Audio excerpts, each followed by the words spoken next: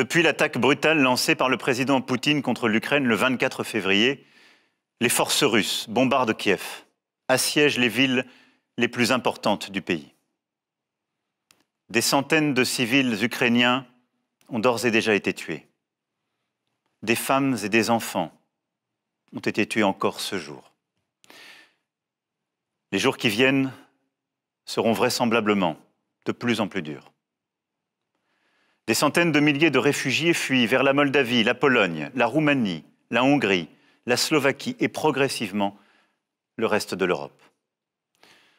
Dans cette épreuve sans précédent, depuis nombre de décennies, nous nous tenons aux côtés de l'Ukraine.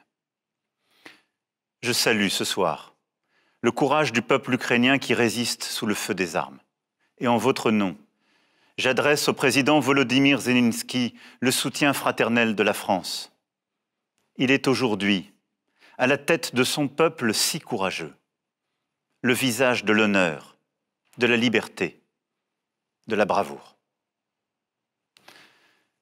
Ni la France, ni l'Europe, ni l'Ukraine, ni l'Alliance atlantique n'ont voulu cette guerre. Nous avons au contraire tout fait pour l'éviter.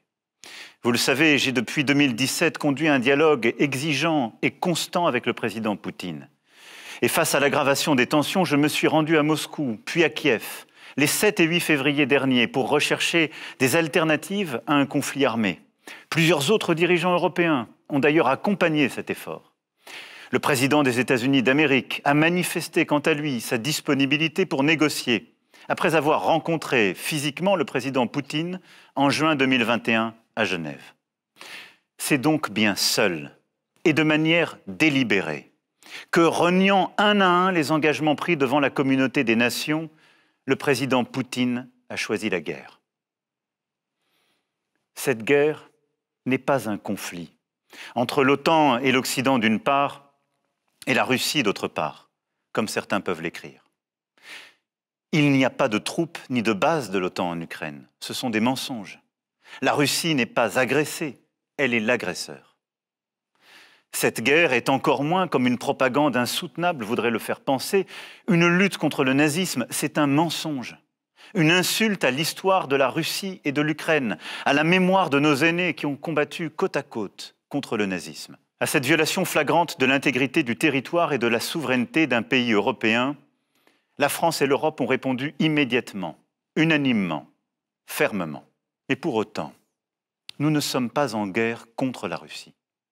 Nous savons tout ce qui nous lie à ce grand peuple européen, qu'est le peuple russe, qui a tant sacrifié durant la Seconde Guerre mondiale pour sauver l'Europe de l'abîme. Nous sommes aujourd'hui aux côtés de tous les Russes qui, refusant qu'une guerre indigne soit menée en leur nom, ont l'esprit de responsabilité et le courage de défendre la paix, et qui le font savoir en Russie et ailleurs.